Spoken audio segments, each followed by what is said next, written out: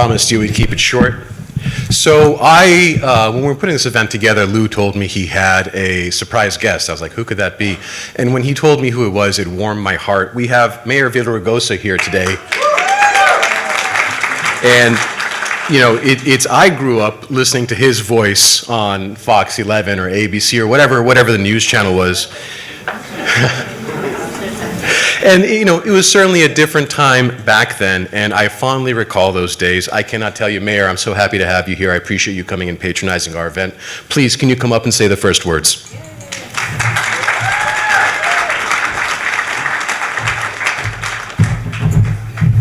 Well, first of all, thank you for that introduction. Were you in kindergarten when that happened? Can't tell you the number of times people come up to me and say, do you remember me? And they're late 40s, and I'll say, you know, honestly, I don't remember you. And they'll say, you went to my grammar school 30 years ago. Shows you how old I am. And with that age comes the following.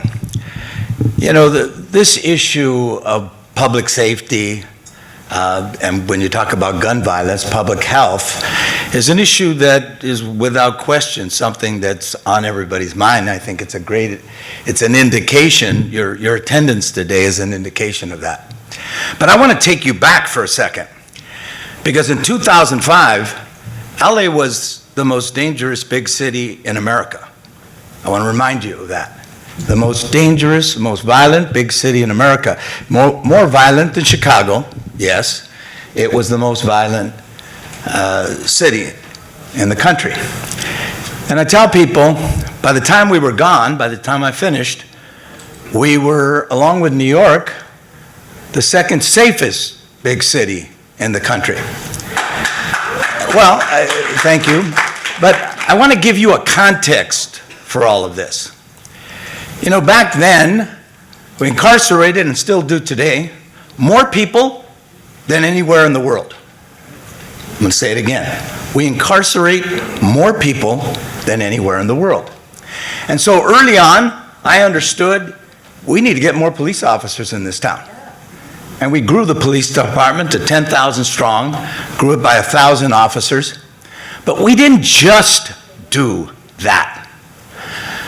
We invested in prevention and intervention programs. We dramatically expanded after-school programs.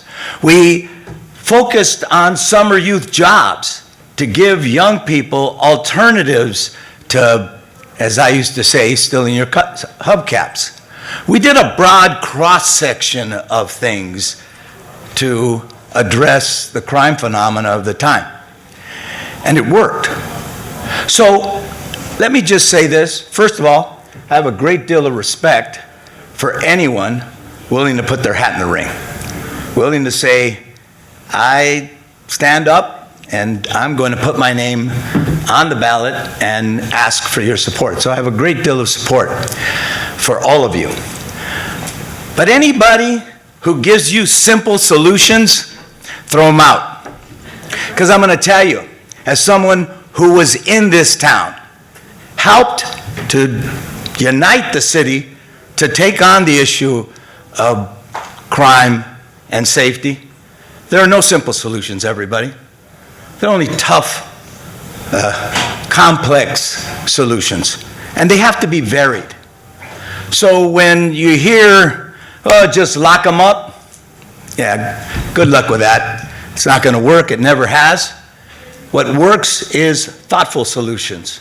I used to say, it's nice to talk tough on crime, but what's important is that we be smart about crime, that we have a broad cross-section of tools in the toolbox to address that. I understood that, maybe because I had been around, because I had grown up in this town and lived through the 90s when LA was even more dangerous than it was in 2005. Had more than 1,000 homicides back then. And so despite that 49% drop in crime, what we understood was we need to do a lot of different things. And so as you hear the candidates today, think about that, about the notion that Yes, we want public safety, but criminal justice reform is also important. But if something's not working, then maybe we ought to throw it out. If something's not working, maybe we ought to retool and try something else. And so whether you're on this side or that side of the ledger, when you're blinded by ideology, when you don't want to look at all sides, you usually miss the forest for the trees. So I wanted to be here to thank the candidates for having the courage and the willingness and the commitment to this town to run, but also to encourage you to share a balanced approach to how we address the issue of crime and safety and criminal justice reform in this town. Thank you very much.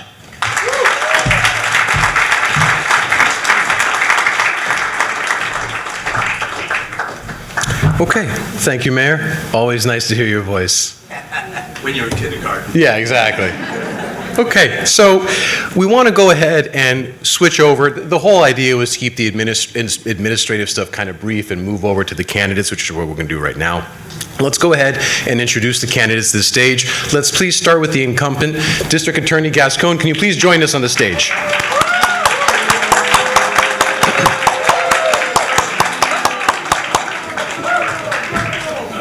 One thing I just want to point out here, District Attorney Gascon isn't the incumbent. Everyone here on this stage is going for his chair. He's already got the job. And nonetheless, he joined us here tonight to inform the voters, and I think this is just a wonderful exemplar of democracy. I think we're all very lucky to be here tonight. Thank you. If I could please invite the remainder of the district attorney candidates to join us on the stage, and if I can have the people remove the podium for the stage so we can start the actual event. Thank you, everyone.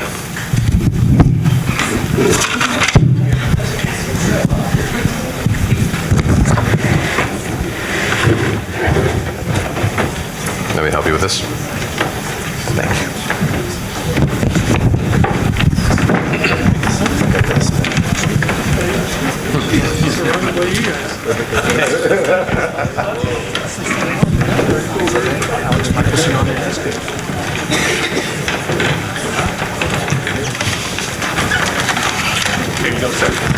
Oh, thank you.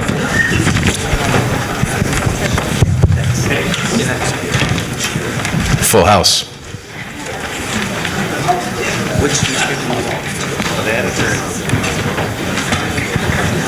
Okay, wonderful. Now that we have all the candidates up the stage, I want to go ahead and introduce our monitors for this evening. Elex Michaelson from Fox 11 News, thank you for being here with us. And Nina Hojat, who is a criminal defense attorney and the vice president of the CCBA. She's gracing us here tonight as a co-moderator. Alex, all you, thank you.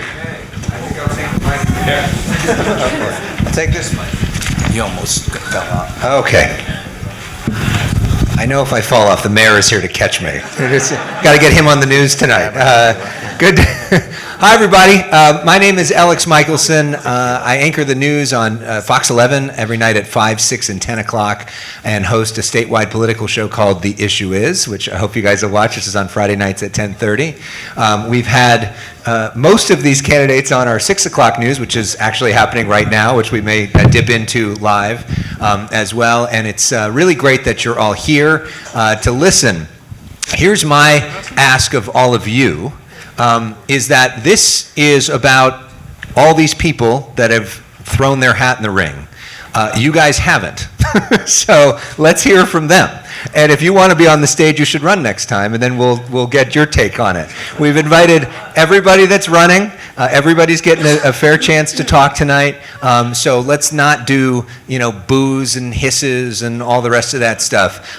If honestly, it's best if we really don't even do clapping. It's best if we just have an opportunity to listen to everybody, because it's very rare to get all these people in one place, and the more we do of that, the less we get a chance to actually hear them and get to make up your mind. And I'm just curious for all of them to know too, from a raise of hands, who's undecided in this race? We've got it. Okay. And who's made up their mind? Okay. And who thinks that they've made up their mind, but maybe if they hear something really great tonight, they are persuadable? A few people. Okay, there we go. All right. So now you guys know who you really got to talk to tonight. It is great to see everybody here tonight. I think they did the order based off of the fundraising number. So that's where this particular order came from. And you can see Mr. Hockman's raised a lot of money, which is why you see him on TV a lot these days. For the recent USC poll showed that 64% of people don't know who they want to support. So I think the best way to start this is just to give everybody a chance to do a brief introduction of them, 30 seconds, a minute-long introduction of why you want this job and a little bit about who you are. And Mr. Hockman, let's start with you. Certainly. Thank you very much, Elex, and thank you for inviting me tonight. I think that we have seen over the last 3 years under DA George Gascon the golden age of criminals, where 2/3 of Los Angelenos actually fear for their safety and feel less safe tonight than they did when he took office. What I will bring is 34 years of criminal justice experience as a federal prosecutor, a U.S. Assistant Attorney General appointed by the President and unanimously confirmed by the U.S. Senate. I've been the president of the LA City Ethics Commission, a defense attorney, and the co-founder of the LA Sheriff's Foundation. I can bring criminal justice experience and leadership experience and independence to get politics out of the DA's office and restore our safety and hold criminals accountable again. Mr. Chemerinsky. Hi, good evening, everyone. I'm Jeff Chemerinsky. I grew up here in Los Angeles, and I moved back after law school. My wife and I are raising our 3 young kids here in Los Angeles. Los Angeles is personal to me, is a place I love, and I want my kids to love as much as I do. I've spent the last 9.5 years as a federal prosecutor, an assistant United States attorney, focusing mostly on violent and organized crime cases. I rose to be the chief of the Violent and Organized Crime section at the United States Attorney's Office. I left that position to run for district attorney. I'm now running on 3 major platforms or pillars. The first is public safety. My #1 priority will be public safety. Second, I also do believe in effective criminal justice reform, and I believe I can be a better and more effective reformer than our current district attorney. And third, I'm running to provide new leadership and accountability for the district attorney's office. Thank you so much. It's really great to be here with you all. Thank you. Mr. John Atami.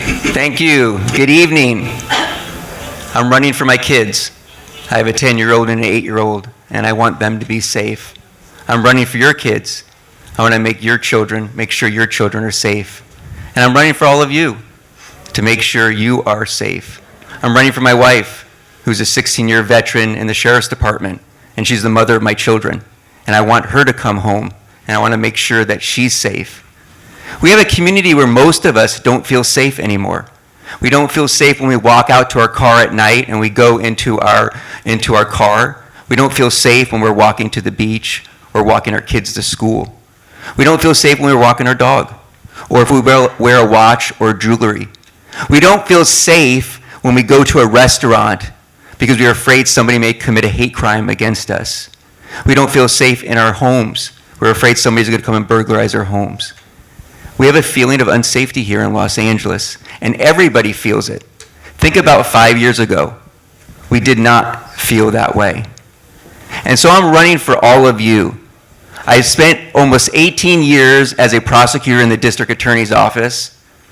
For the last 7 years, I fight for abused, neglected, and murdered children. I've been fighting George Gascon for the last 3 years. I feel that he has made all of us unsafe. And I'm also fighting for the victims, survivors, and for surviving family members who feel completely abandoned by the district attorney. The DA should make sure all of us are safe, should fight for victims and survivors and their families, make sure that they're prosecuting crime, make sure people are held accountable and responsible for those crimes, and make sure that if we can help people, we do that. Thank you so much. Thank you. Mr. Eric Sedal. Thank you, and good evening, everyone.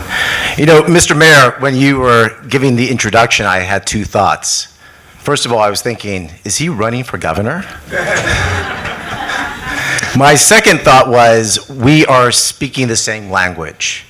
I really do believe that this is a transformative election. And I believe I represent a new generation of prosecutors. one, that are not stuck in the past, who want to continue on failed policies that have not worked, but one that also recognizes that the current path that we're taking is not working, that we cannot afford to, as the LA Times put it, stay in place with George Gascon. We can't stay in place with George Gascon, and we can't stay in place with anyone who is like George Gascon. So what I propose is a modernization of the District Attorney's Office. What I propose is a new step forward. And this step forward, I think, is embraced by the majority of prosecutors in my office. I had the honor of receiving the endorsement of my association, the Association of Deputy District Attorneys, and I think the reason why they endorse me is this. First of all, in terms of modernization, what we're going to do is create a unit within the office that is going to focus in on the most dangerous criminals and also those people who are the drivers of crime. Because what we know is that most crime is caused by a small percentage of individuals. Second, and this has been something that has been sorely lacking for decades, we need to build up the infrastructure of our mental health institutions so that when we put people in diversion programs, they can actually get the treatment that they need, and they can also get in a secure facility so that they get proper treatment without interfering with public safety. And the third is addressing the homeless issue. Some people think that we have no role in it, in both extremes. I think we could actually have a very proactive role in that. And that is the establishment of homeless courts modeled after the Redondo Beach City Attorney's Office, so that people get services from the very beginning. Basic services like they get identification cards, and then they have wraparound services from mental health to drug addiction, to supportive housing, and eventually lead to permanent housing. These are the ways that we can modernize this office. These are the ways that we could actually move forward and not just look backwards. Okay, thank you very much. And by the way, are you running for governor? The no answer is telling. Okay, we're going to keep moving to the district attorney. And by the way, if we all can try to keep these brief, I know I'm trying to give you guys latitude, especially on this first question. We don't have sort of time limits, is what the organizers didn't want us to do, the minute-long thing, to try to give people more space. But that means that we all just sort of respect each other and don't go over too much. All right, to district attorney George Gascon. Well, first of all, thank you and good evening. This is really a wonderful reflection of democracy at work. And the fact that you're taking valuable time from your evening to be here is meaningful, right? The fact that we have all these people here running for office is meaningful too, because it indicates that there are a lot of people that care about this job, as I do. You know, the LA Times said it best. You know, the LA Times interviewed each of us extensively, and then they went out and did fact-checking. And they actually pointed out some of the inconsistencies that they heard from some of the people on the stage. And then they endorsed me. And they put a great deal of effort in that endorsement. And quite frankly, they did better than I could ever have, right? Because not only are they an independent third-party reviewer, but they took the time to look at each of us, and they took the time to look at our claims, and they came out to this conclusion. I have been involved in public safety my entire adult life. I started joining the U.S. Army at the age of 18 years of age. And then when I came out of the Army, I went to college, finished my college education, and became an LAPD officer. And worked as an LAPD officer for over 2 decades, going from being a patrol officer all the way to running operations. And then I was a chief of police in 2 different cities before I became the DA, and then came back home and became the DA here today. When I became the DA in 2020, at the end of 2020, in December to be exact, crime had been going up. And there was a little thing that we call a pandemic that was impacting our entire nation, and we saw crime going up everywhere. And then for the last year and a half, we have seen crime beginning to go down.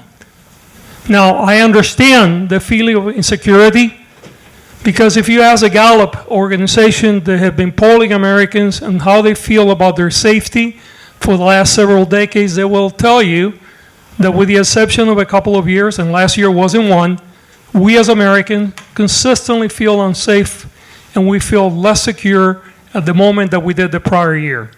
And that has been consistent for many decades.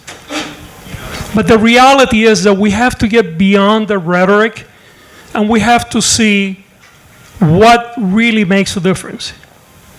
We have had a system that for generations have not necessarily increased the safety of our community. As the mayor indicated very early on today, we incarcerate more people than any other nation, both in raw number and per capita, and yet we have the highest failure rate, meaning recidivism, because we do not rehabilitate, we over-criminalize, and that does not translate to safety. When you look at where we are today and you look over about a 10-year period, you look at our filing rates are very consistent. You look at crime is actually coming down to be very consistent with the 10-year average. At the same time that we're doing many things very differently that I believe that will lead us into a more sustainable safety in the future. And that is the reason why I'm here today. And that's why I'm running for re-election. And that's why I would hope to have your support. Thank you. Thank you, Mr. Gascon. Mr. McKinney. Thank you. Response. These introductions are getting longer and longer. Yes. Please try to keep it brief. Set a new standard. I'll set a new standard. Yes. Listen, in the car on the way over here, I thought about this question. This is the one question that I could predict you would ask today. Yes. And I thought, well, how will I introduce myself this time? And as I was pondering the question, I came across the video of Vanessa Bryant unveiling Kobe Bryant's statue today. If you haven't seen it, I suggest you do. It was a very moving moment. And in looking at that video, I am reminded that this is the city of champions. And Kobe brought a certain spirit, something he called the Mamba mentality to Los Angeles. And I thought, how great would it be to have a district attorney who brought the Mamba mentality to the DA's office? A relentless pursuit of justice, the heart of a champion. That's me, ladies and gentlemen. That's what I'm offering you. As a 25-year veteran of the DA's office who's prosecuted cases at the highest level, I bring that heart of a champion. I brought that heart of a champion. We're losing today. We're not the city of champions when it comes to our battle against fentanyl. We're losing. Fentanyl deaths are up over 1,000% since 2016. We're losing when it comes to homelessness. Smash and grab robberies, follow home robberies, home burglaries. We can't even keep catalytic converters under cars nowadays.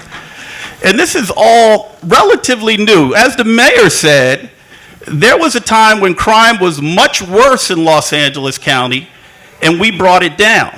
I'll give you a couple of stats. In 1992 and 1993, the homicide rate reached nearly 2,000 homicides a year in Los Angeles County. And to put that in context, in 2014, there were 508. And since then, we've been trending up. My name is John McKinney. I work for you. Life dealt me a tough hand early on. I lost both my parents by kindergarten. I grew up in a high crime environment, immersed in crime. Every day, life was a crossroads for me. We're at a crossroads today. We're at an inflection point. This is the most consequential election on your ballot. And you need to think about leadership. Leadership, the heart of a champion. The Mamba mentality, the relentless pursuit of justice, leaving nothing on the table when it comes to you and your families. That's what I offer you. Thank you very much. All right. Endorsing Kobe Bryant's pretty good politics. Maria Ramirez. That wasn't that short, John. Yeah, just so you I was know. going to say. I know. He's like a pastor, I get it. Good evening, everyone. My name is Maria Ramirez, and I am born and raised in Los Angeles County, raised in the Boyle Heights area of Los Angeles, and my parents immigrated here from Mexico to build a better life for their family, built a family-owned business, and so I'm a product of that hard work and dedication. And I grew up in an area surrounded by gang violence when I was little. And it was really that experience that led me to the district attorney's office, where I really wanted to do something for the victims of crime in my neighborhoods that were really vulnerable communities. They didn't have a voice. And that is why I joined the district attorney's office 33 years ago today. And in my career, I have worked my way up, trying cases mainly in the hardcore gang division, where we focused on the most violent criminals. And at the time, it was very much all about incarceration. It was very simple for us at that time because the crimes were so violent. And it was that impetus that made me really have a passion for the victims of our communities. I worked my way up as a trial attorney, and eventually I worked my way up through the management of our office. I was appointed as head deputy district attorney under Steve Cooley. I supervised 2 of our divisions.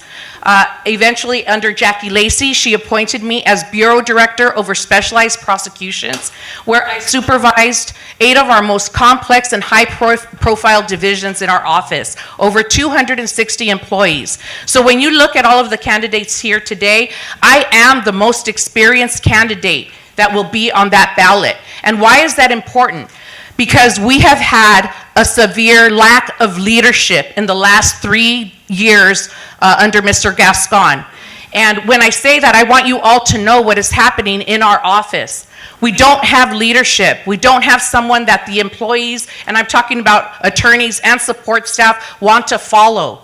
So how can we really do our job and protect our communities when we do not have strong leadership in our office? It is impossible. We will not accomplish much by doing that. And it is really that leadership that our office needs today.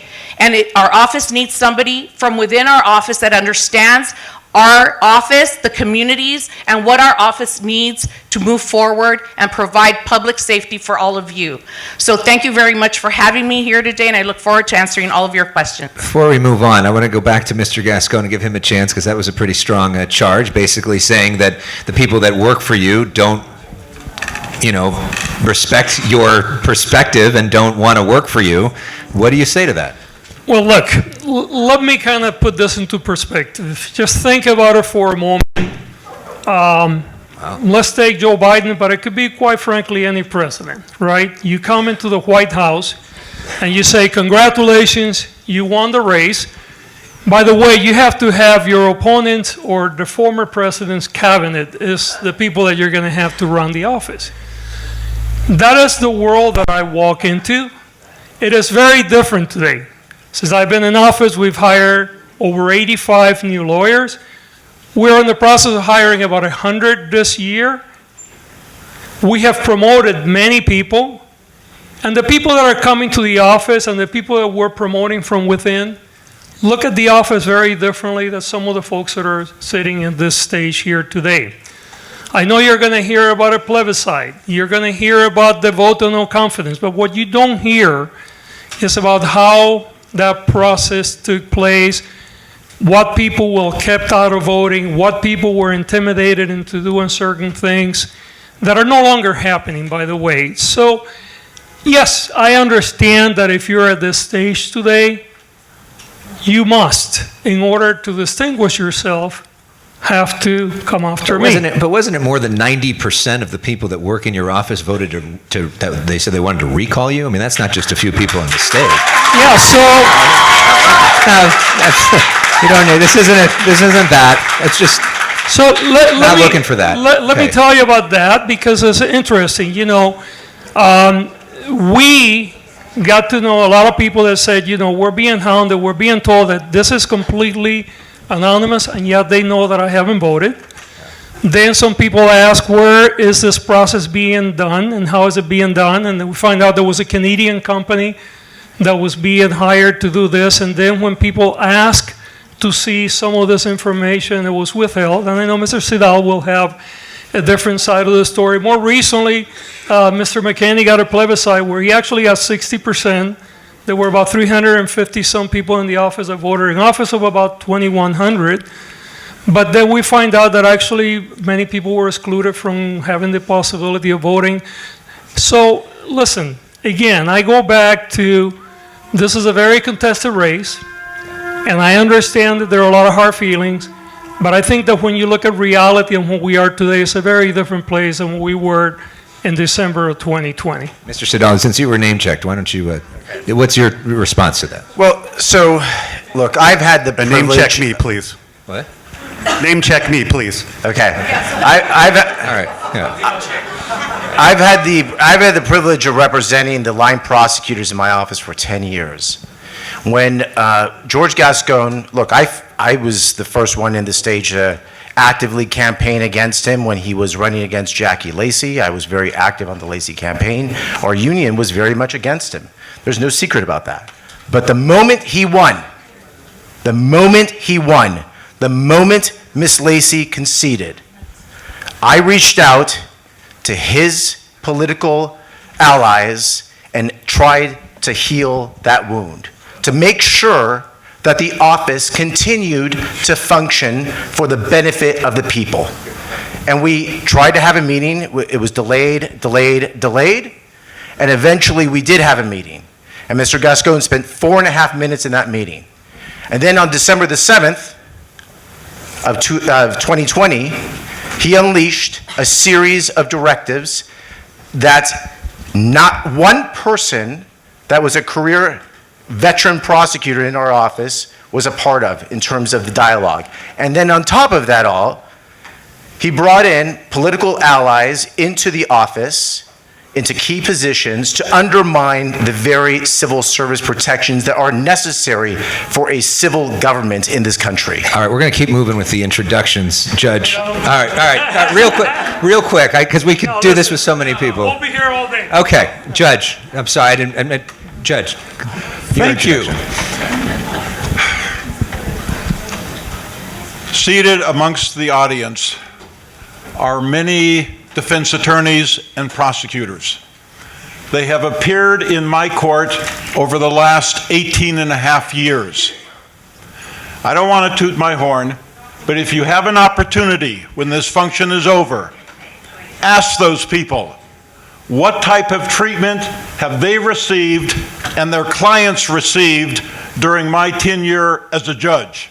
Because that independent assessment, I think, is far more valuable than me giving you some canned speech. I'd like to also say, Mayor Villaraigosa indicated that there are no simple solutions. Truer words could not have been spoken tonight. Before I became an attorney, I was a high school teacher in South Los Angeles for 17 years. I know what it takes to steer a young person into a positive, constructive life. I've taught not only those who go to Yale and MIT, but I taught rolling 60 gang members at continuation schools. Fast forward, 13 years ago, I founded the Skid Row Running Club. This morning, where was I at 4 a.m.? At the corner of 6th and San Pedro. I have worked with recovering addicts and homeless individuals 3 days a week for the last 13 years. There are no simple solutions. To get a person into long-term sobriety, to get a young person out of a gang and leading a constructive life requires dedicated, consistent effort and a long-term commitment to that human being. I get it. Thank you very much. Thank you, Judge. Judge Archuleta. Good evening, ladies and gentlemen. I've been a longtime member of the Criminal Courts Bar Association. It's a privilege to be with you here tonight. I am not going to turn this into the George Gascon show like so many of these candidate forum and debates turn into. I'm hoping that you will realize that the reason there's so many of us up here tonight is because everyone in this room agrees on a couple of things. Number one, we are not safer now than we were 3 years ago when he was elected into the office. And number two, many people in this room, including all of these candidates except himself, thinks that he needs to go. No. Well, as a domestic violence survivor, I received a traumatic brain injury when I was 19 years old. When I was 21, I had to have brain surgery for a blood clot on the brain. That started my journey to work to advocate on behalf of victims of violent and serious crimes. As many of you probably have known my tired story, I worked as a legal secretary and I typed my way through college and law school. I went to law school at night and on the weekends, and I was hired as a law clerk in 1989. In 1991, I passed the bar the first time, and I had a very successful, prestigious career in the district attorney's office. It was mentioned the gang murders in 1991 and 1992. I was in the hardcore gang unit at that time.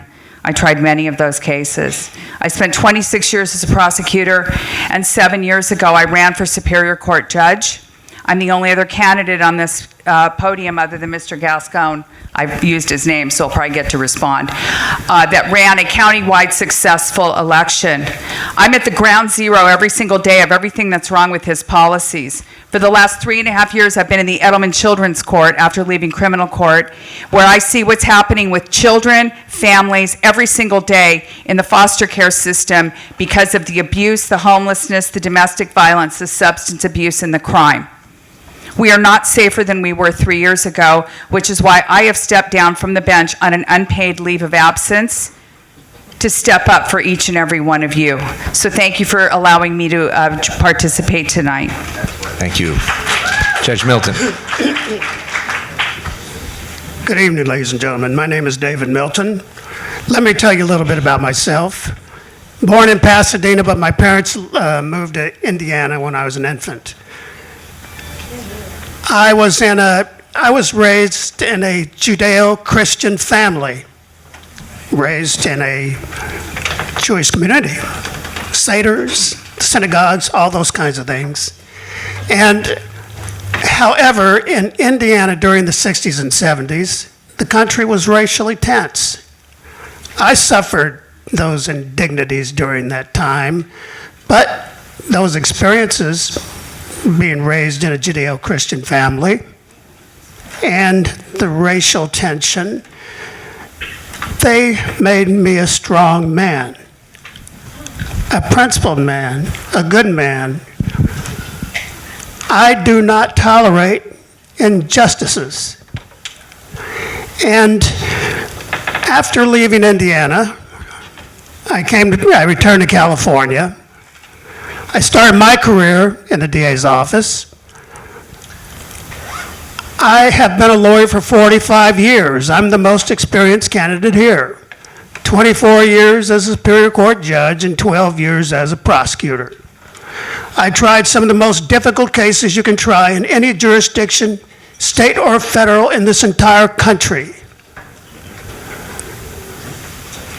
I began the Crimes Against Police Officers section, the Career Criminal Division, the Hardcore Gang Division, and I supervised the Downey office of the DA. I wrote 2 death penalty bills. As a prosecutor, I attained 2 death verdicts. As a judge, I sentenced an individual to death.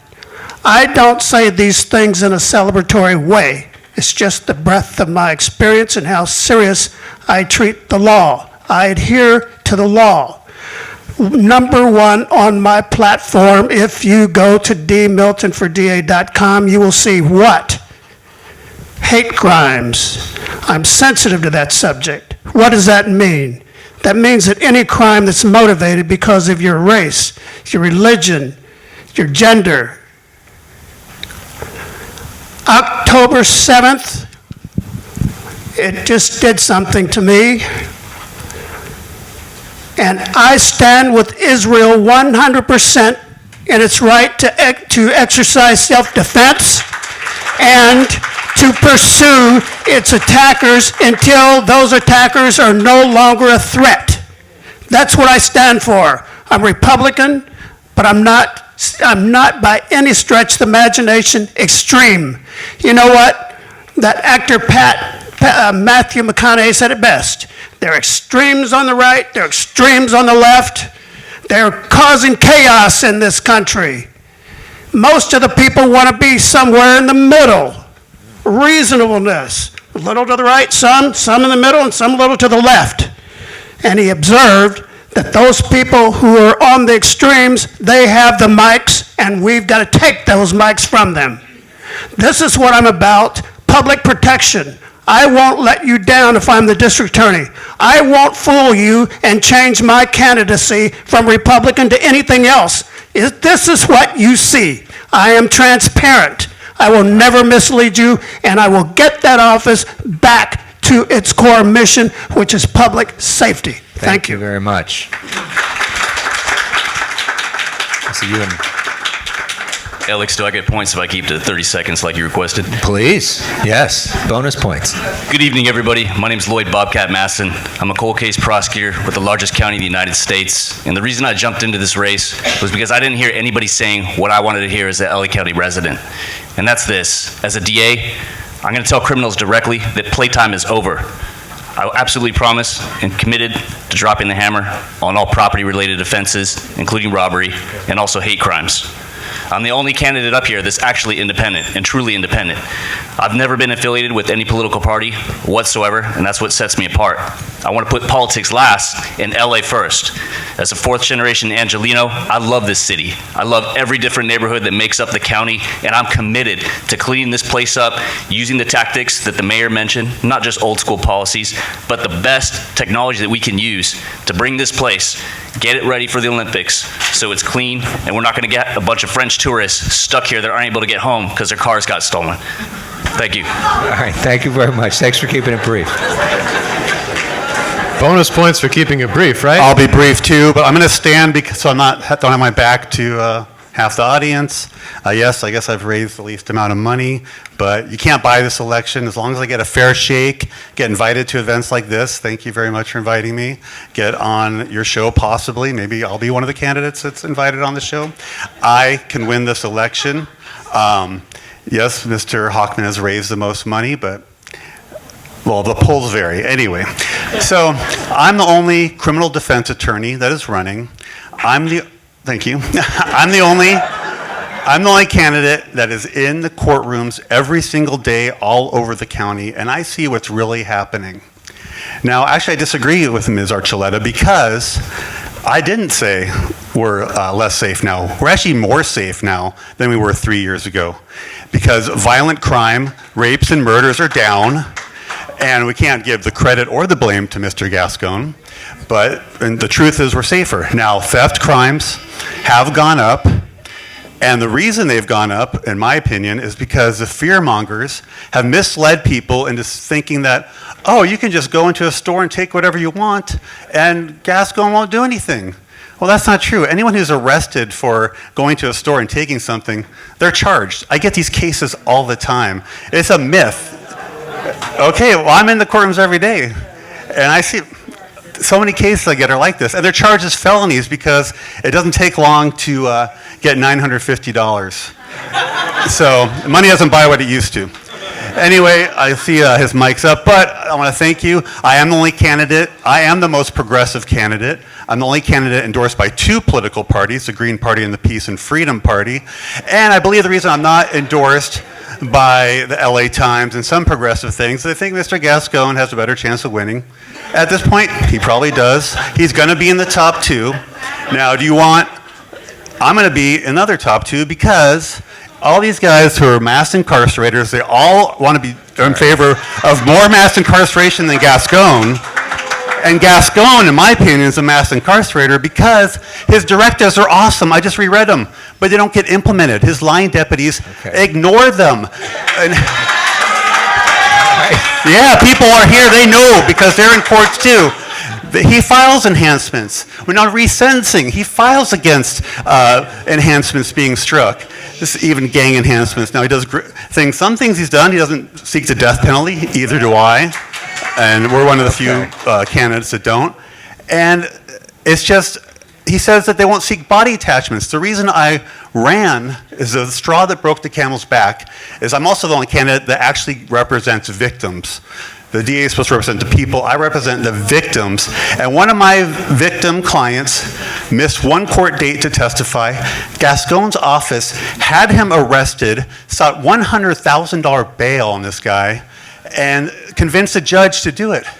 This guy had to borrow and beg to get out of jail. The money was supposed to go to his 5-year-old daughter's Christmas presents. And this is the kind of thing I deal with every single day. Vindictive prosecutions to punish people for exercising the right to go to trial. And I'll leave it at that. I'm sure you guys have had enough. All right, thank you very much. Everybody got their word in. So I'm told that Nina is here to be the enforcer. She's here to body blow anybody that's given a hard time. So now people have, right? And so the message going forward is let's keep it a little tighter. Everybody got to get out their stuff. And now let's really try to focus on answering the questions as much as we can and try to be quick so that we get more stuff out. Most of us were part of a debate for the LA Magazine a few weeks ago. And one of the things I was thinking when watching all of you during that I didn't get to ask as a question because we just ran out of time, was all of you, like Ms. Archuleta said, are here because you think that George Gascon shouldn't be the one. Most of the polls seem to suggest that George Gascon is going to probably be in the top 2, if nothing else for name ID, but also because there is a lot of people here that agree with him. So that means there's probably one spot left. And most of you want to be that one person to essentially get him out of office. Let's start here and we'll go down the line since we started with you last time. Why are you, Mr. Chemerinsky, compared to everybody here, the most electable, the person who is most likely, if you're on that one-on-one matchup with Mr. Gascon, the one that's actually going to beat him? Great. I think it should be really clear that I'm the most electable and most viable candidate on this stage. As a lifelong Democrat, I'm exactly the opposite of who George Gascon wants to face. George Gascon's best chance of getting reelected is to run against someone he can paint as a right-winger. And the truth is that many of the people on the stage, to my right and to my left, can be painted as a right-winger. He can't paint me that way. As I said, I'm a lifelong Democrat. I worked for Senator Biden while in law school. I worked on the Obama campaign also while in law school. I clerked for 2 federal judges who are both Democrats. As I said, I believe in criminal justice reform, but I'm also a prosecutor. I've been endorsed. I'm the only challenger who's been endorsed by Democratic clubs.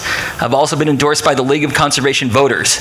I've been endorsed by a broad coalition of elected and former elected officials, including the city attorney, Heidi Feldstein Soto, former state senator Bob Hertzberg, city council member Bob Blumenfield, 3 former Congress members, Henry Waxman being one of them, who used to represent this area, have all endorsed my campaign. This is the type of campaign that makes me the most electable and the greatest challenger to George Gascon. Mr. Hatami. I think we're first assuming that George Gascon is going to be one of the 2. Right, and so I'm going to tell you this. I'm running in this primary. I'm running to win. Thank you.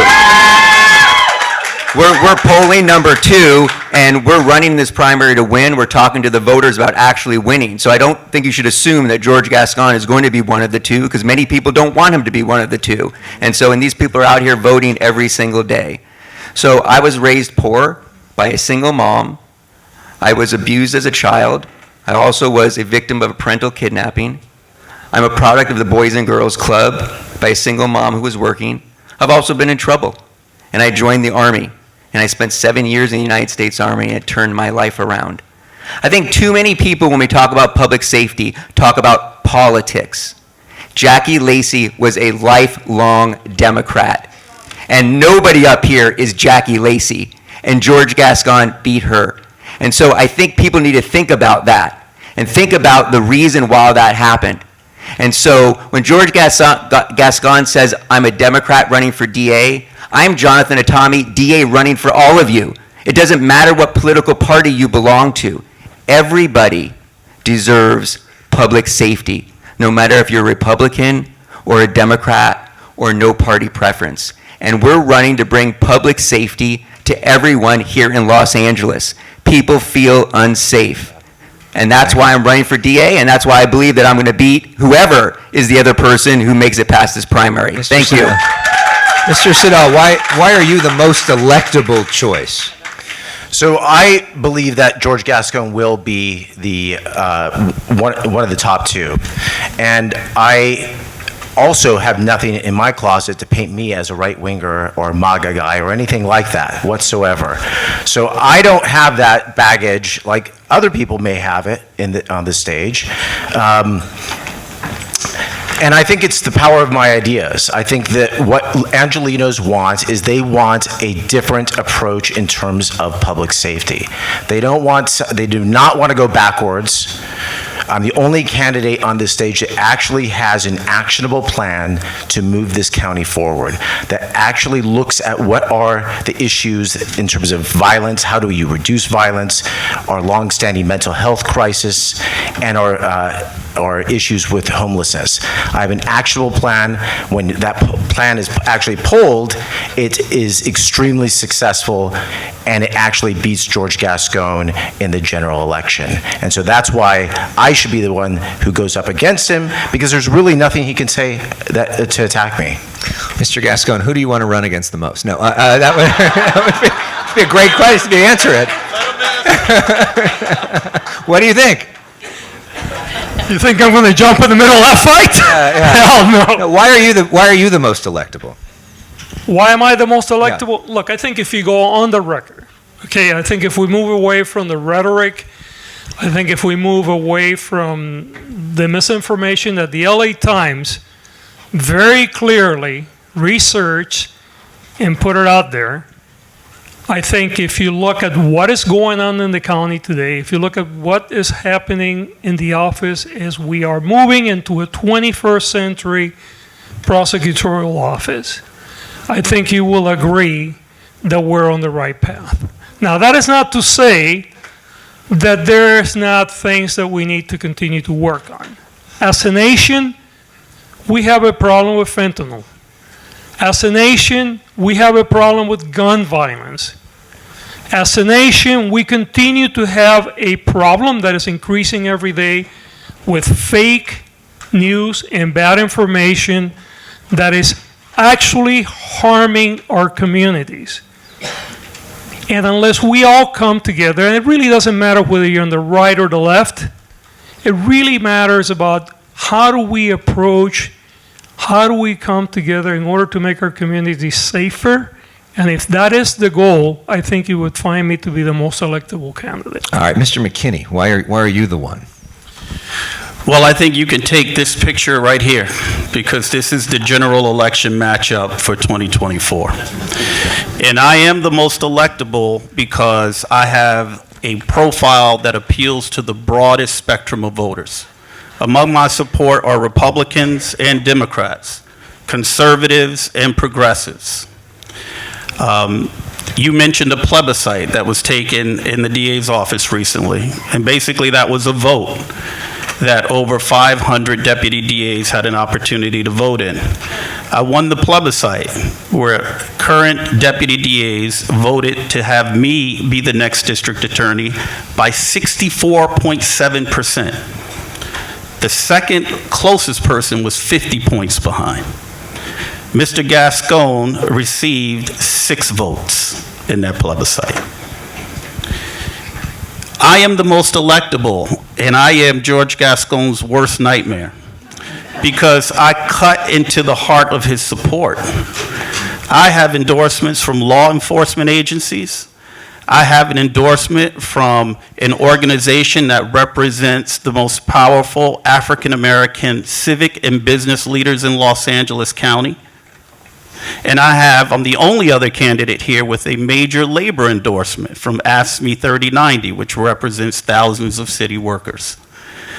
So, Elex, I do believe as a lifelong Democrat, and I appreciate that Mr. Chemerinsky is a lifelong Democrat, but he's rather young, and has only been a lawyer for 12 years. I've been a deputy district attorney for 25 years in the very organization that I'm seeking to lead. Everyone to my right, other than Mr. Chemerinsky, is a former Republican. Some have run for office as a conservative Republican. And think what you want. The DA's office is a nonpartisan office, but elective office is 110% partisan. And if you run for office as a former Republican who ran for office as a Republican, you won't just be running against Mr. Gascon. You'll be running against the Democratic Party itself, and you will lose. Yeah. So what we need to do is think about this election as chess, not checkers. You need to elect a person that you like, who you believe is qualified, who you believe has character, who you believe has courage, who you believe has the support of the men and women in the office who will lead the office. And that's why I'm the most electable. Thank you, John. Ms. Ramirez. Yes, so you know, it's nice, everybody has their cheering section here, everybody has their endorsements, some people have more money than some of us, but let's get really to the heart and matter of this, and that is that we have to appeal to the LA County voters. And why am I the most electable? Because I represent the LA County voters in Los Angeles County. Lifelong Democrat, a woman, a Latina. I have my base of support in that, and we are going to get the votes that we need within that base of support to be in the top 2. And that's what we have to think about, because although I respect that the plebiscite voted for John McKinney, it was only a little over 200 DAs that actually voted in that plebiscite. What was it? I don't want to mistake. 367. Thank you. 367 out of about 800 DAs. Does that reflect LA County voters? No, it does not. And so we have to make sure that the person that is elected to run against Mr. Gascon in November, because I believe he is going to be there in November, is going to appeal to LA County voters. And I am that person. Thank you. Judge.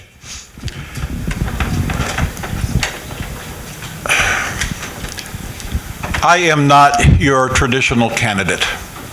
And I think the voters are ready to have someone that is best described in that manner.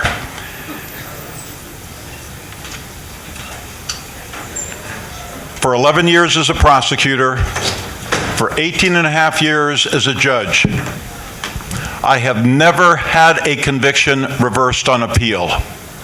Never. And the attorneys in this room know what that represents.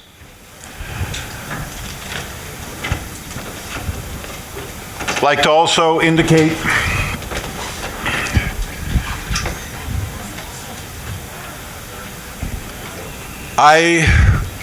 in my work on Skid Row, am featured in a full-length documentary. It was entered into 25 film festivals around the world. It won Best Documentary or Fan Favorite in 21 out of the 25 film festivals. Between March and November, you can best believe that there's going to be a heck of a lot more coverage of this race than there has been up to this point. And there is an hour-and-a-half documentary that reveals, and it's on Amazon Prime, Skid Row Marathon. Watch it. The voters of Los Angeles are going to be acquainted with who Craig Mitchell is. And I think they're going to affirm who I am and what I stand for. Thank you very much. Judge. Can you remind me one more time what the question is? Because for some reason I haven't seemed to have heard the answer to the question, Alex. Can you ask me again? The question is, why are you the most electable, the person most likely, to your premise, defeat the district attorney? Well, in my courtroom with the answers I've had, I would have had a motion to strike for non-responsive. I'm the most electable, ladies and gentlemen, because the incumbent is polling at 15%. That has been consistent for several months now.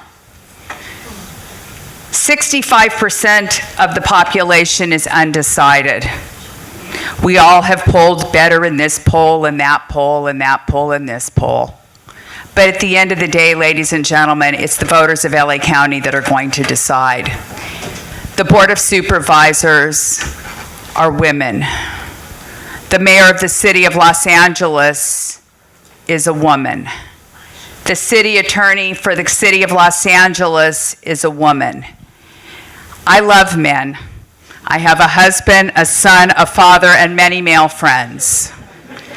But for some reason, it seems to me that the women are sort of stepping up and we're being given our opportunity to change the course and the narrative of local, statewide, and national politics. On top of that, I just left the office 7 years ago. I still have a lot of friends in there, and frankly, many of them are clamoring for me to come back and be their leader. And I have a ballot designation that has inherent credibility, whether you like the way I ruled in your cases or not, I'm sorry. But I'm a judge of the Superior Court, and I earned that title. I was not anointed or appointed. I earned that because the people elected me to that position. So if you want to ask me why I think I'm the most electable, that would be my answer, and hopefully Judge Mitchell wouldn't strike it for being non-responsive, or Judge Milton. Thank you. Judge Milton, now your turn. Well, I believe I'm the most electable. Once the people realize that once I become district attorney, I will ask Judge Mitchell or Judge Orchaletta to be my chief deputy.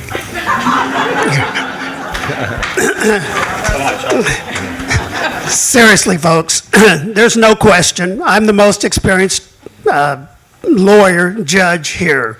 At 45 years as a lawyer, none of the candidates here have ever worked in the civil practice.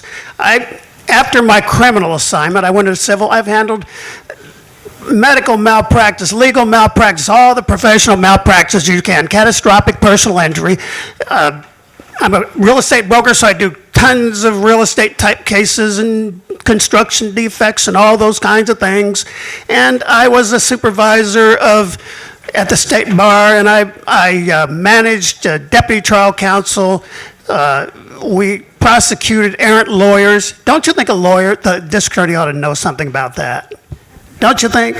Don't you think that makes sense to have a district? And more importantly than that, what about the serious cases that I've tried in the criminal division? No one has had that experience. A district attorney ought to know how to make those decisions in those capital cases. Even though there's a moratorium, the district attorney has to consider it because it's the law, and I will follow the law no matter what. Thank you, sir. Appreciate it.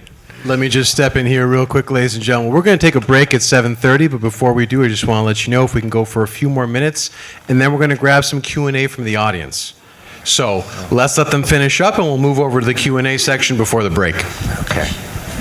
Elex, I think the good thing is that 7 of the 11 challengers to Gascon can probably beat him in a direct 1-to-1 runoff. That said, the reason I think I'm the most electable is because I got a nickname Bobcat, and I earned that by being tenacious and feisty in court. And number 2 is my heart's in the exact right spot. As a 4th-generation Angelino, what I care about is getting this city ready for the Olympics and making it safe for everybody. And that's what we need. We need somebody that's apolitical. I'm the only candidate up here that's never been affiliated with any political party whatsoever. And that's what law enforcement should be, is completely accountable just to the people. And it's going to fight for the people. And that's what I'm going to do. And I think I've got a winning message.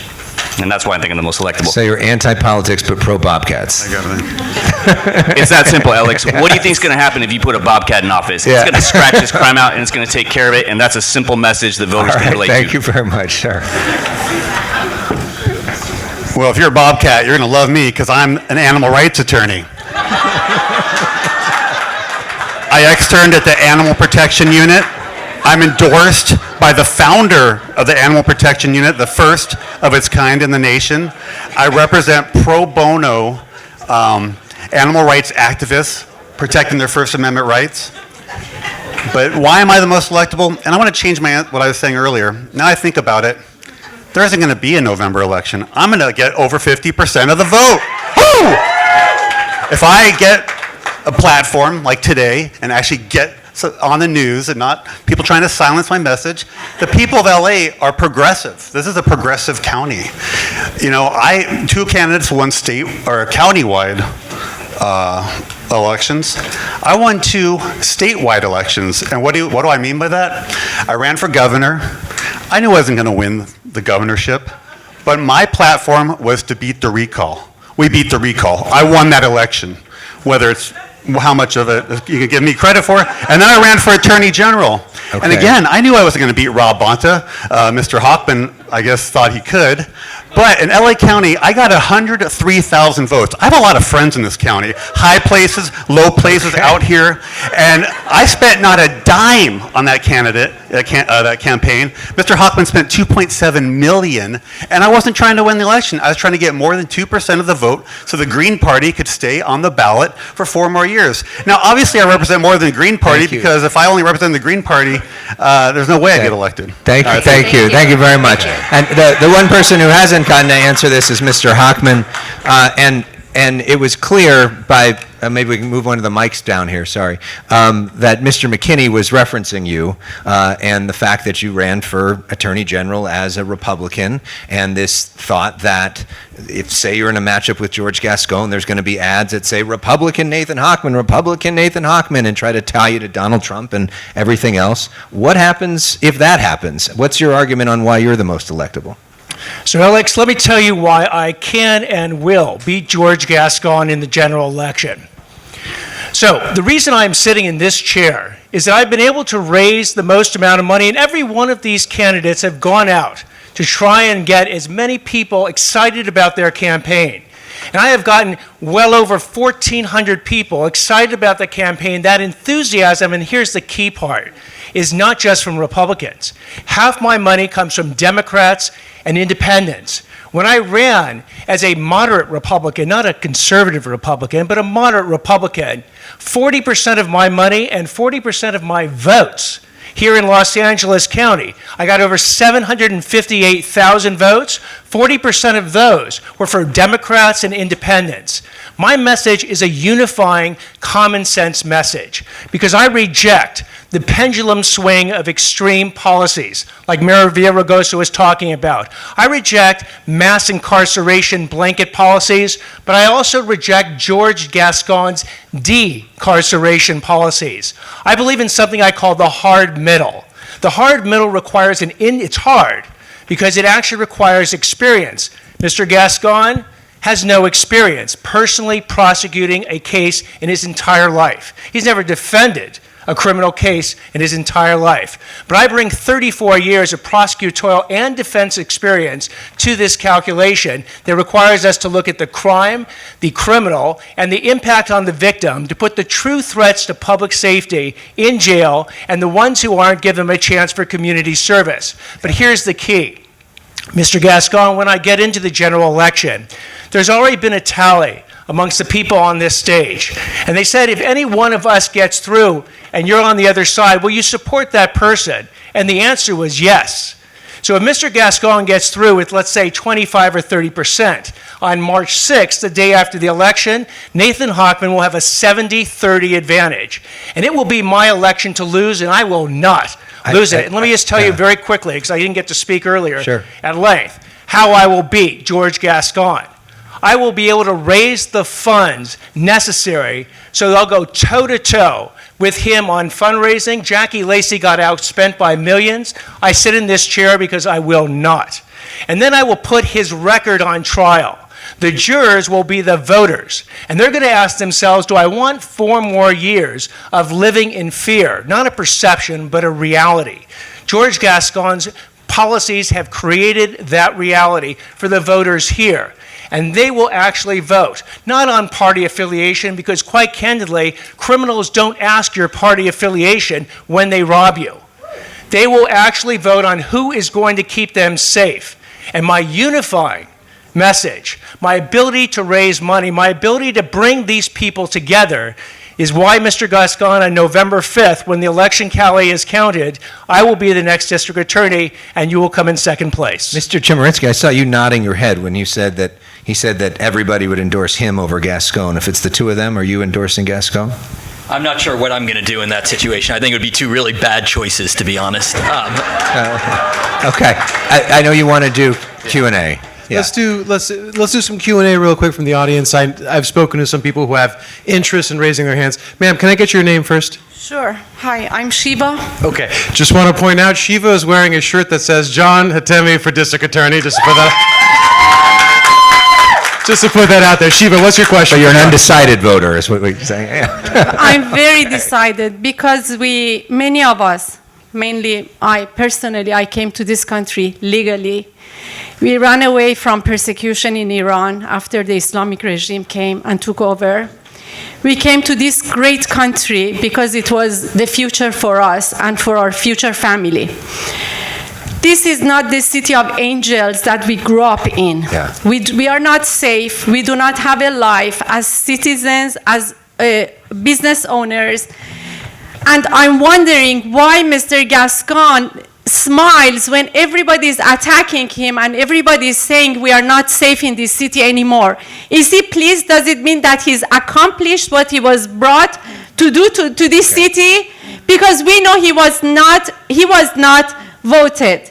He did not win. We all voted for Jackie Lacey. Okay, well, he did win. But we'll take the premise of her question, though. The premise of her question is something that most of your competitors on this stage, especially when we did the last debate, said that like safety was at like a 0. What do you say to people that, whether it's statistically or just feeling-wise, that feel like the city is less safe, especially when it comes to things like retail theft or other aspects of that? Mr. Gascon. Look, first of all, I feel really bad that you feel unsafe. And I can only tell you that as someone that has been involved in seeking public safety for nearly 4 decades, as someone that has been a police officer in the street, has been a sergeant, a lieutenant, all the way up to the rank of chief of police and then district attorney, I can tell you that it bothers me when we have members of our community that feel unsafe, because that illustrates to me that, there's work that needs to be done. Unlike other people in the stage here, I understand the system from one end to the other. True, and you hear often that I have not prosecuted a case, and that is true. But I have been a police officer and I've ran the district attorney's office as well.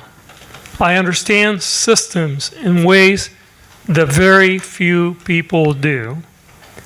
And I can tell you unequivocally that I'm very committed to your safety and that of your family, and I will continue to do the very best that I can in order to ensure that not only are we taking care of today's victims, but more importantly, we're taking care of future generations of victims. The recidivism rates that we have in this county and in this country are unparalleled by any other nation. And every time that somebody repeats an offense, they're victimizing others. When you look at most of the people that are harming people are also people that were harmed themselves. So when Mayor Villaraigosa made the introduction today, he talked about the need to be nuanced about our work. He talked about the need to understand crime, not simply as to a reflection of a particular act, but what are the drivers behind that? And I can tell you that I'm very committed, have been very committed to this for my life, and I will continue to do so. Right. And hopefully one day we can make you feel safer. Thank you. Okay. Another Wonderful. question. Thank you. Hopefully from an undecided voter Does would be especially great. Does anyone in the front row have a question? Yeah. We appreciate the people who come and push it up to the front. By the way, if you're sitting in the back, there's plenty of seats if you guys want to grab them. Ma'am, please. Hi, my name is Emma, and this question is you, Gascon. You took office December 7th, and I am one of those parents that your directives were in place, that one of your prosecutors called me and dropped 2 directives. My son was killed by a gang member, and you took that off the table. My son was killed with a parolee with a gun, and you took that off the table.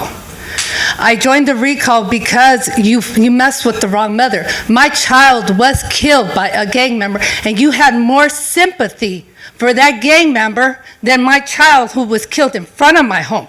Can you explain to me, because I've been looking for you for 4 years. 4 years.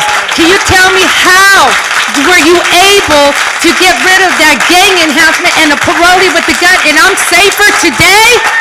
How can you say that? Thank you. We're so sorry for the loss of your son, and she's bringing up the issue of gang enhancements, which is, just by a raise of hands, how many of you think that there should be gang enhancements? And Mr. Gascon you do not. And Mr. Gascon, though, obviously this was a very emotional mother, and what is your response to her? And then we can bring up the issue of gang enhancements. Look, I'm brokenhearted for your loss. Okay? Yes, I am. But here's the thing that I think is important that we all look. We have prosecuted and we continue to prosecute cases in the office at very similar rates that we have for the last 10 years. Our conviction rates are very similar. Murderers are going to prison when they get convicted. But I'm very concerned about the issues of how do we provide for a sustainable safety in our community, not only now, but the years to come. You know, the definition of insanity is doing the same thing over and over again and expecting a different result. We as a country and we as a community have been doing the same thing for generations.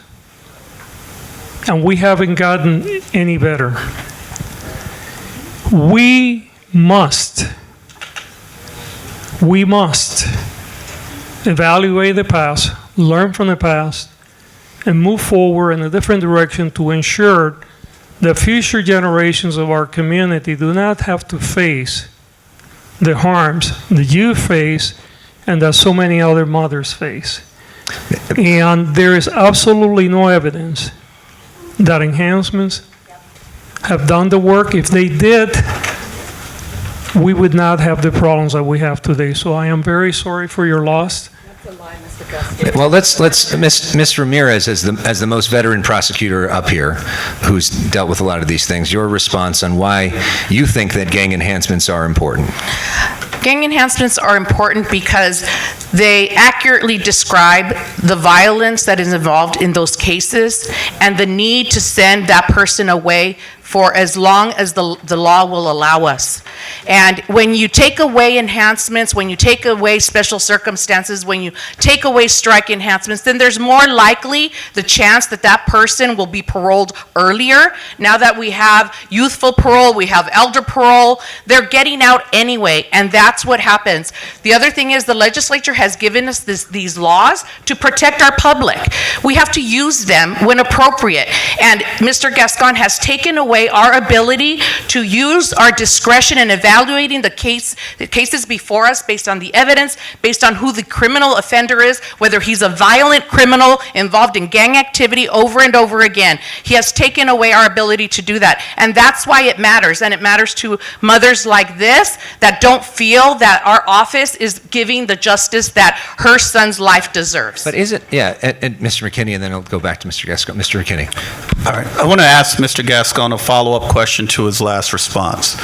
I pointed out earlier tonight that in 1992 and 1993, LA County suffered its highest homicide rates in its history, nearly 2,000 in each successive year. After that, the murder rate started to fall as the legislature and the voters introduced tough on crime laws. For example, in 1994, we got the 3 strikes law. Later, we got a big gun enhancement law. And the murder rate dropped year after year after year, right through the Great Recession of 2008 on. Even when unemployment hit record highs, the murder rate kept dropping and dropping until 2014 when it was all the way down to 508. That is true. That is fact. That you can look up. So my question, Mr. Gascon, when you say the definition of insanity is repeating something that didn't work, what are you talking about? You were an LAPD officer when the murder rates were nearly 2,000 a year, and you were here and watched those rates fall to a quarter of what they were. So obviously something was working if your definition of working means a safer community. Could you please respond to that? What about the Go ahead. San Francisco. Okay. I mean, why take away the discretion? Why not give the prosecutors the option, especially for the most extreme circumstances, including this? So first of all, the discretion hasn't been taken away. There is a path for sometimes alleging enhancements, and we have, number one. Number two, I think it's important to look at murder rates not simply in the vacuum of one state, but you have to look at it nationally, because our trends of crime tend to be national trends. And we have seen the reduction in homicides throughout the nation, even in places where these enhancements were not used. And we have seen places where enhancements are regularly used. We have counties that are neighboring to us where the enhancements are always used, and yet the rates per capita when you have homicides are higher than they are in our community. I think we can oversimplify these issues, but when you look at the facts, when you look at what happened from the late 1970s through the 80s and beyond, you see a very different picture. Up until the late 1970s, we incarcerated at the same rates as most of the industrialized world, and we were rehabilitating people and we were safe. And then we had the crack epidemic, and then we had a surge in violence, and then we rightfully got scared. And then there was an interesting development where we started to become more punitive. We incarcerated more and more people, most of them, by the way, poor people. And we incarcerated people at rates that were unprecedented, to the point that our system went under receivership because we were forced to lower our incarceration rates. Yes. And we did that, and we continue to see crime going down. As a matter of fact, in 2011, we started to reduce the number of people in our prisons, and our homicide rates continue to go down, which clearly shows that the correlation between high levels of incarceration or safety are very tenuous, and when you generally look below the surface, there are many other factors at play. Okay, so I'm going to get, because both of you really want to get in, and that'll be everybody in your office on this, because it most affects you. I want to get into, and then sir. We'll. Which one do you want to go first? John asked first. Sorry. So for all of you who don't know, that's Emma. And what George Gascon just said was a straight out lie. You may agree or disagree. You may agree or disagree with his policies, and I respect that. But you don't stand up here and straight up lie to everybody here in the audience. That is a lack of integrity. And so, when George Gascon took office, Eric knows this. He ordered all of us to remove allegations and enhancements on every single case. There was no discretion. No, it wasn't racist. There was. Ask Emma. All right, I'm a person of color. Emma's a person of color. Let's all show some respect.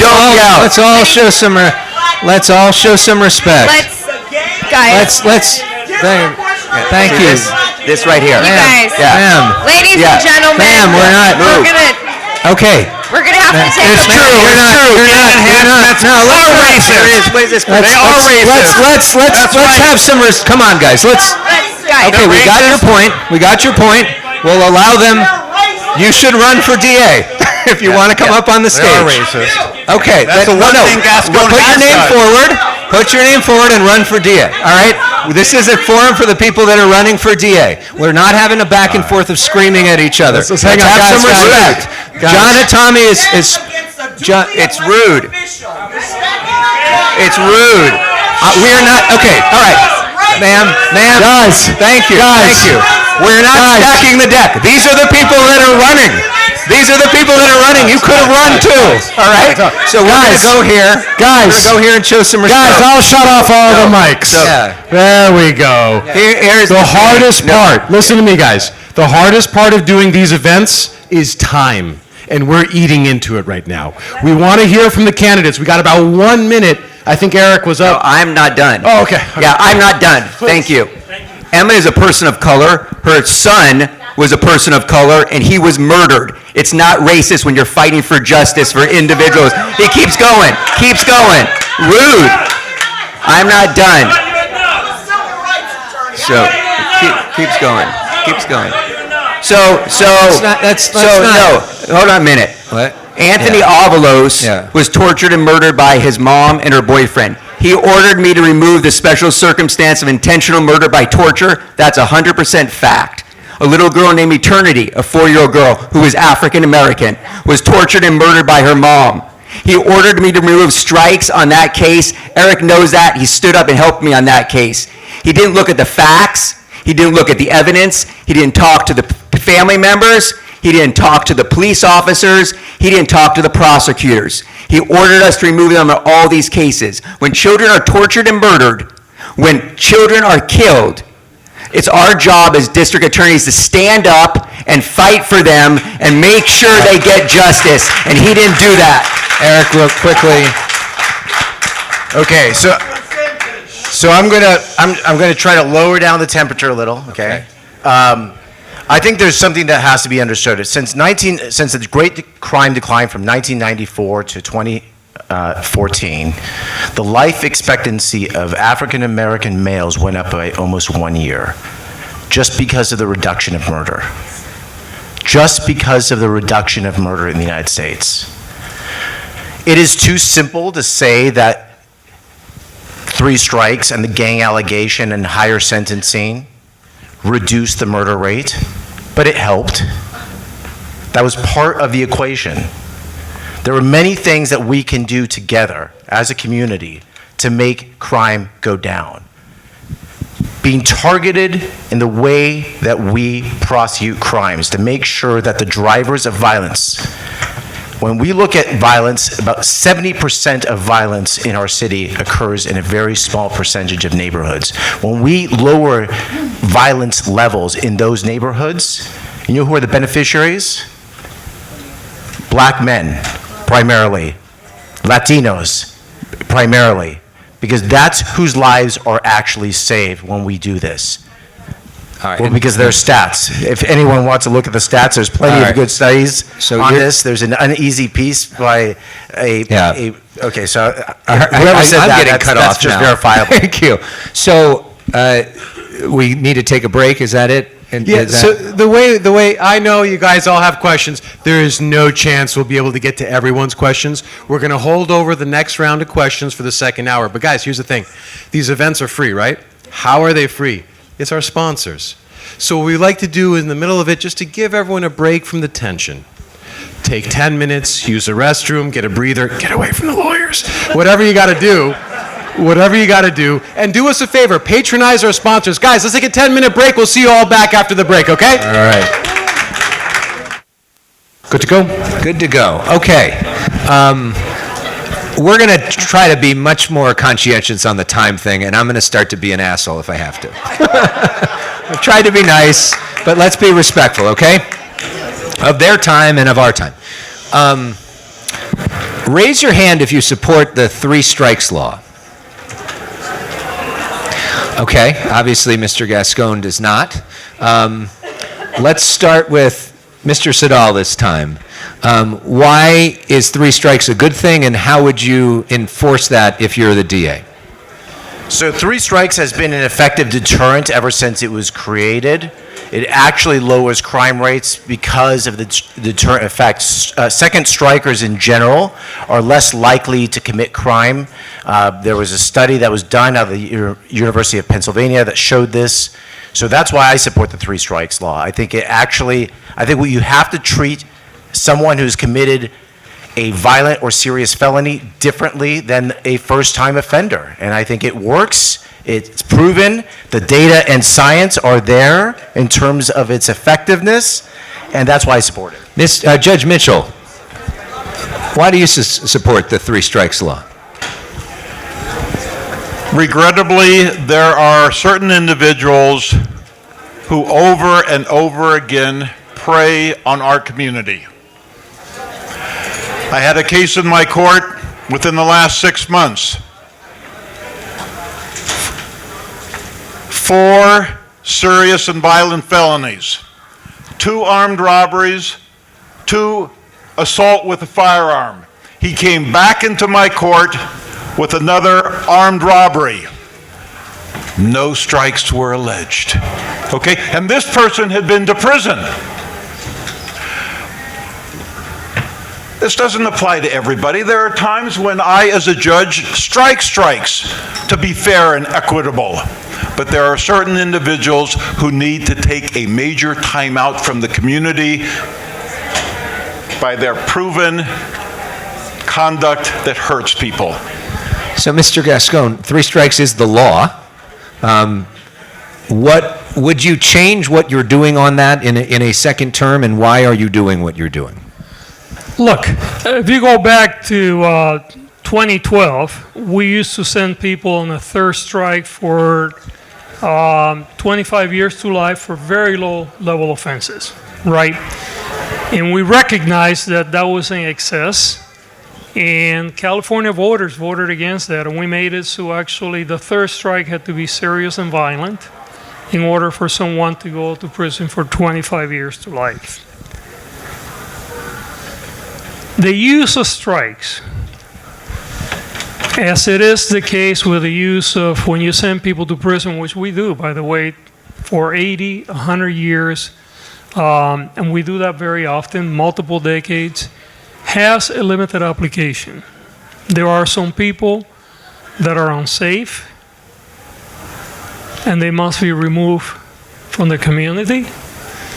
But the question is not whether we use strikes or whether we use enhancements or no. The question is, what is the right level of intervention in order to get the work done? Meaning keeping us safe, holding someone accountable, and also being mindful of the financial and social impact that prisons have. When we send people to prison for 40 and 50 years or more, as we currently do, by the way, we have a very large segment of our prison population is over 70 years of age, and even larger is over 60. We have people in our prisons today that are costing us over $500,000 a year to house that are not a danger to anyone any longer. And that money could be used for schools, for roads, for public safety. Okay. But it's not being used. Let me finish, because, if I collectively take all the hits, I should at least have a percentage of that to go back, right? And the reality is that we have done a tremendous amount of reform in the state in the last 10 years, and crime continued to go down until the pandemic. So the connection between high levels of incarceration and safety and the correlation between the two is very tenuous. And regardless of what Mr. Sidal says, a lot of the data doesn't support this when it comes to safety. We're going to get Mr. Hockman in, and then we're going to move on to a different topic, and we're trying to splice it up because get everybody on every question is just going to take too long. Mr. Hockman, your take on this. Certainly. On December 7, 2020, George Gascon raised his hand and swore to uphold the law. There was no asterisk on that. That wasn't sort of like just the laws that I like. It was all the laws. And 3 strikes has been the law since 1994, when 70% of Californians passed it, and the state legislature passed it as well. It goes after the worst of the worst offenders. Someone who's committed a violent and serious crime once, convicted. That didn't deter them. They did another violent and serious crime. That didn't deter them. Now they're up for the 3rd strike. Mr. Gascon issued a special directive instructing that no 3 strikes cases were going to be filed no matter what.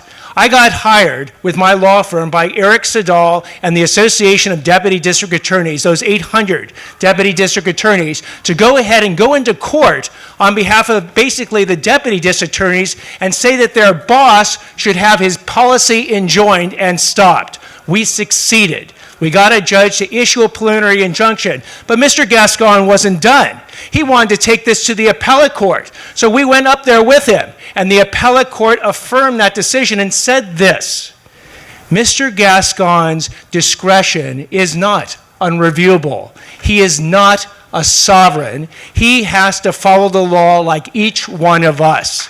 Mr. Gascon, by the way, is now using your resources to appeal this to the California Supreme Court. He is trying to do something that defense attorneys have tried to do since 1994, 30 years. Defense attorneys have tried to overturn 3 strikes on behalf of criminals. Now we have the prosecutor acting as the uber defense attorney trying to do their job. If I am the DA, we will uphold the 3 strikes law. Thank you very much. Ladies and gentlemen. I think that deserves a response. Real quickly. Well, very quickly, the Supreme Court granted review because the Supreme Court recognized that the appellate court actually, in their decision, left an unanswered question. And the unanswered question had to do with discretion of when to apply 3 strikes or not. And the question that the Supreme Court is taking clearly indicates that they did not agree with the appellate court. Had they done so, they would not have taken the case on review. Yeah. And this has to do with prosecutorial discretion, which, by the way, has been the way that we have done business for generations. In fact, Mr. Cooley was taken on by the association when he was a district attorney because he refused to apply the 3 strike laws when it came to sending people on a 3rd strike for a nonviolent offense. And he and I and many others came together to support Prop 36, which reformed that. The question is one of prosecutorial discretion, and the fact that the Supreme Court granted a hearing is because they clearly find that there's a question that needs to be answered. And I apologize, but I was told that we would be done at 8 o'clock, and I do have a commitment that I'm going to have to leave. Thank you. Okay, Mr. Siddall, real quick. Okay, so this is actually a mischaracterization of what this lawsuit was about.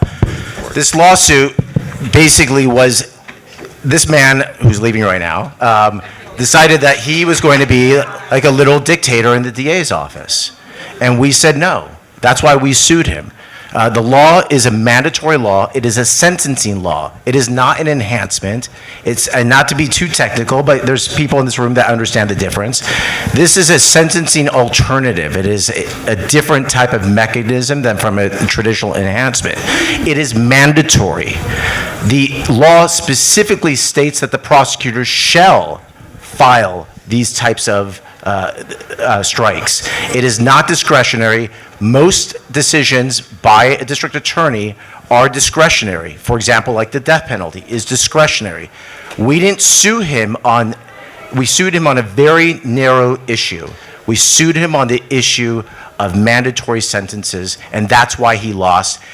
Both at the Superior Court level, where we got an injunction, which is the first time in American history that I've ever heard of a DA getting an injunction against him, and then we won on the appellate level as well. Around raise of hands, one of the policies that George Gascon implemented was not allowing prosecutors to attend parole hearings for victims. Raise of hands if you would change that policy and allow so everybody here, and I would ask him to defend it, but obviously he's not here. As long as they're fair and they, What's that? As long as they're seeking justice and they're objective, and that's fine. And I'd like to say that I'm the only candidate that has ever attended parole board hearings. I've done over 150 of them on behalf of victims, families, etc. Well, go ahead, Maria, but I'm speaking my truth. 150, Folsom, San Quentin, Vacaville, Atascadero. So I have been and done those hearings. And when I'm elected, I will be re-implementing those on day 1. So there was a new proposal that went forward today on Prop 47.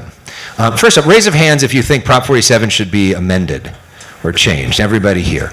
Not me. I'm over here. Not you. I know I'm in Siberia. We will get to you in a second. Okay. I will get you in on this. Prop 47, the mayor of San Francisco and the mayor of San Jose today came out and did a press conference, putting forward a potential ballot measure in the November ballot for an amending of Prop 47 that would reclassify theft of 2 or more prior convictions as jail-eligible felony and 3 hard drug convictions as mandated treatment felony.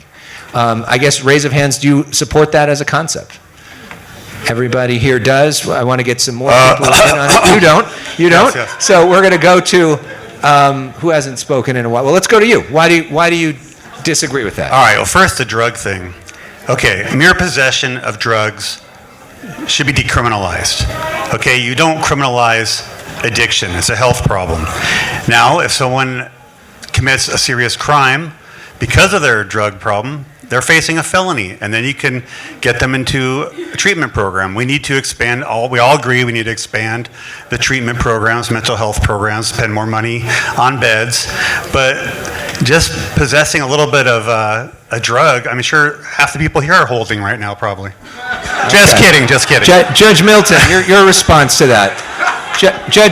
Judge Milton, your response on why you think Prop 47 should be amended. And then we'll go to Judge Mitchell. I do want to correct the record on one point. Judge Archuleta indicated that she's the only person who's been to live hearings. I used to regularly go to the live hearings. Before I was born, Judge.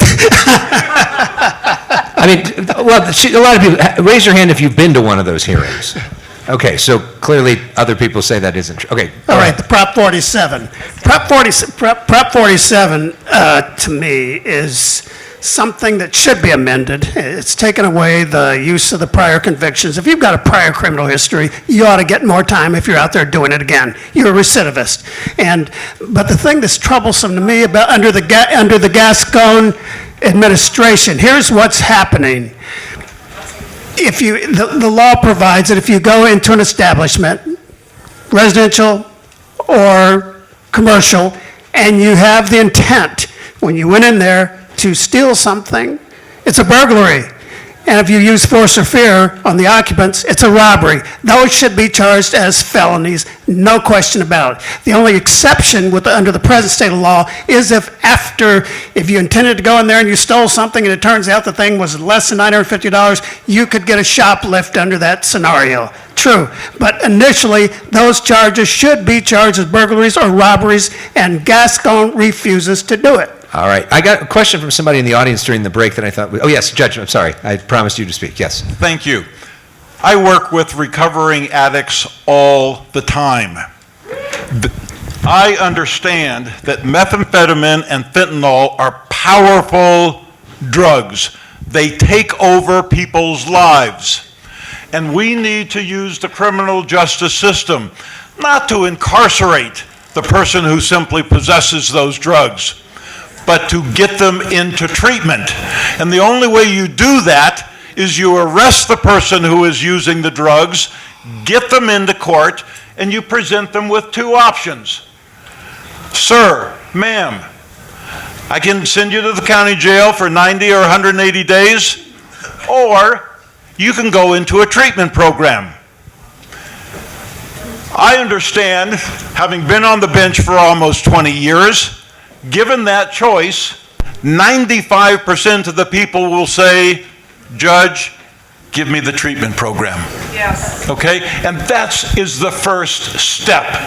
And if we really value the lives of the people who are using methamphetamine and fentanyl, and we want them to get their life back, then that's what we do. I was asked a question during the break from somebody in the audience that I thought was interesting about New York's adult survivor law, the idea of basically extending statute of limitation for people that were the victims of sexual assault or rape. Do you think we need to do something like that here or change that here? Any thoughts on that? Anybody want to weigh in? Alex, I'll take that one. Sure. You know, tying that into the Prop 47 question also, I think the key issue here is that we're running for DA. We're not running for state assembly. So we're going to use the laws that we have to keep the public safe. But most importantly is the tone that it sends. When you're sending messages like Prop 47, which are the opposite of what you're talking about in the New York law, it sends this generalized idea that we're focusing too much on criminals and coddling criminals versus the people that actually are being killed and are suffering in LA County. And that's what we need to focus on. We need to get away from this criminal-centric fortress of are we being completely XYZ to the nth degree for criminals and start focusing more on what about our victims? What about the people of LA? Are they safe? What about their mental health? And I think that's the key thing that the voters need to know is which candidate up here is going to be most likely to deliver that to them. Any other thoughts on that? Okay, then we'll keep moving. Raise your hand if you think that bail works. Raise your hand. What? Money bail. Money bail. Cash bail. Does cash bail work? Raise your hand if you don't think that cash bail works. Well, it works to keep people in jail, yeah. Okay, so let's get thoughts on this. Maybe Judge Archuleta, do you want to go first on this? Your thoughts on why you think cash bail works? Cash bail works because the number one effect of cash bail is public safety, to return, to make sure the individual returns to the courts. When I was a DA, many of you in here know me as a DA and also as a judge, I imposed reasonable bail on these cases when it was asked for, because we would look at the background of the individual before us. I never knew anything about the financial wherewithal of the individual in front of me. I wanted to know if they were a serious and violent repeat offender. Did they use a weapon, particularly a gun? Did they inflict great bodily injury? Did they engage in hate crime activity? Were they a gang member? Had they successfully completed probation or parole? I believe that it's public safety issue number one that we start imposing reasonable bail in those cases where it's required. We cannot rely on the blanket policies of the current DA, and I'm going to utter his name because he can't defend himself now, George Gascon. A one-size-fits-all justice program does not work for anybody in this room, and including him. So that's what we need to do, and yes, I'm a proponent of reasonable cash bail in appropriate cases. Can we pass the mic to Mr. Siddall, because he had a different take. I'm curious on what you think. So the question was, does it work? And I don't think it works. I don't think it's the best system. I think it is required under California law, and if you don't ask for it, then people get out.